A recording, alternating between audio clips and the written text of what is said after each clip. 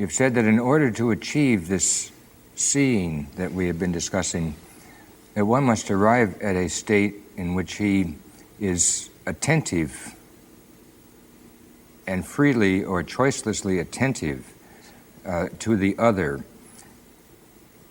I possibly can give his undivided attention to the other. Yes. And before we take the next step, could I say that we are really not looking for an answer to the question, what is seeing? Are we not looking for seeing itself, which is really not an answer? Is there an answer, sir, when there is real perception?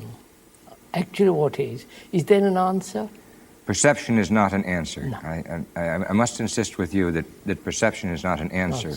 But when there is perception of what is.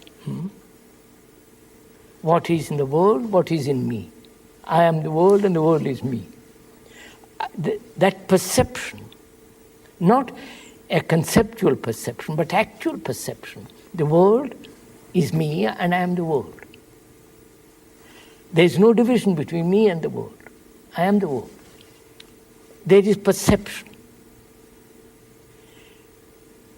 What takes place in that perception? That's what you're asking. Is that it, sir? I'm asking, yes, what takes place in the perception?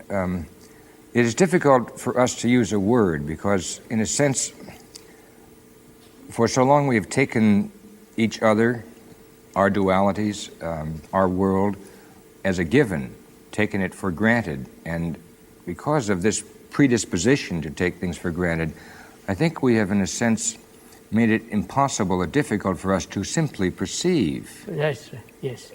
But once we can control this and say what we are really interested in is the simple perception that precedes all rational, logical knowledge of any kind, or all of our biases and all of our prejudices, and from which these biases do not come, then we are ready to wouldn't it be putting it, there is no perception if there is a bias. There is no perception if there's a bias. That's right. A bias is that which precisely makes perception impossible. It's when I do not want to perceive you. Of course, I build a barrier. Build a barrier, yes. Whether it's a barrier of religion, barrier of politics, barrier of whatever it is. Now, if it is true that in the pursuit of seeing you in the pursuit of the perception of you, what is needed within me is not me. Yeah, that's right. And what is needed within you is not you. Yes. Then, when we speak of such things as perception, are we not in some way or another speaking of such things as oneness or truth? I would not come to that yet. To me, it seems seeing the world is me and the world,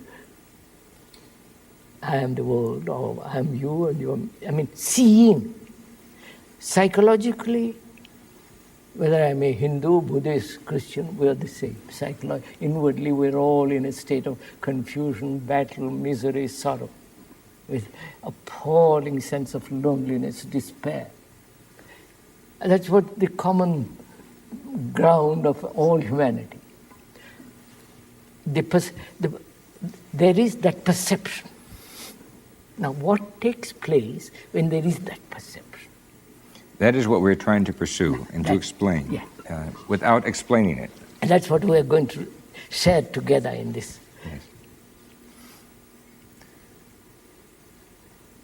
There is perception of sorrow. Of sorrow. Let's take that. My son, my brother, my father dies.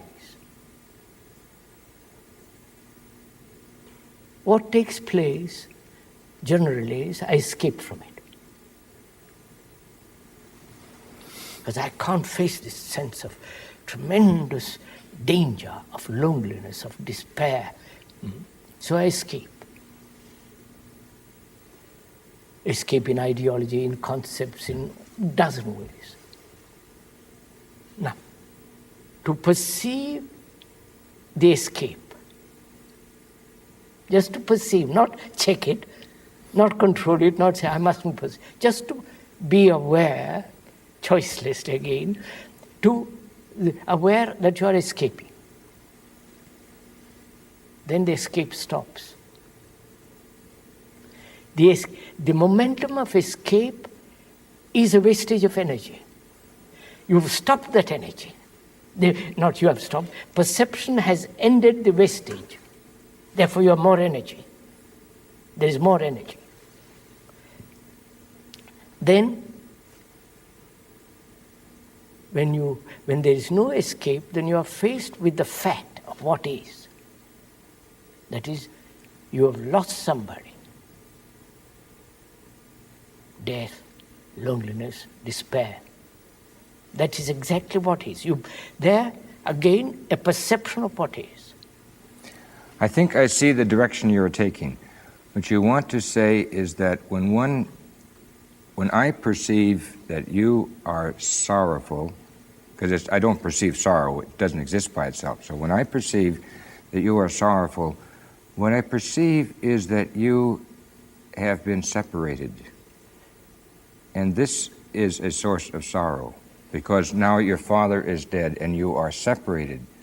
And in perceiving that sorrow is associated with separation, or am I not perceiving that joy is associated with... No, sir, not yet. The fact is I've lost somebody. That's a fact. Burnt, gone.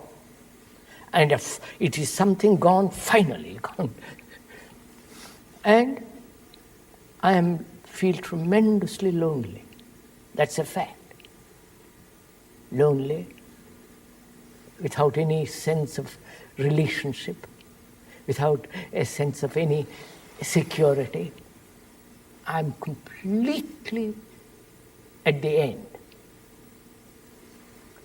Many people speak of this as saying, I am empty now. Yeah, empty.